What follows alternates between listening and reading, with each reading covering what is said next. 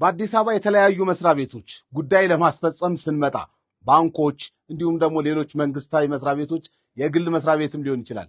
ስልክ ይዛችሁ የምትጠብቁን አስተናጋጆች ወይም ደግሞ የመስሪያ ቤቱ ሰራተኞች እባካችሁን ስንመጣ አትሊስት ደንገጥ ብላችሁ ስልካችሁን አስቀምጡ።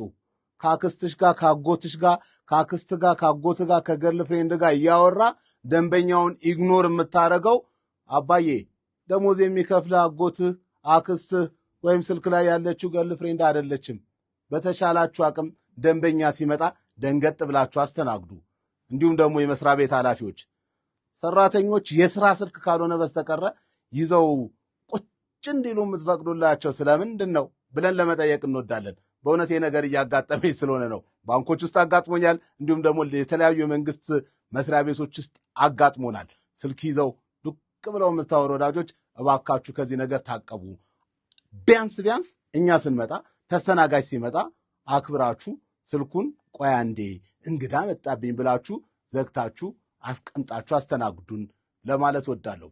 እንዲህ አይነት ነገር የገጠማችሁ ወዳጆች አስተያየቶቻችሁን እፈልጋለሁ። ይመቻችሁ። አቤ ቶኪቻው ከሀቅና ሳቅ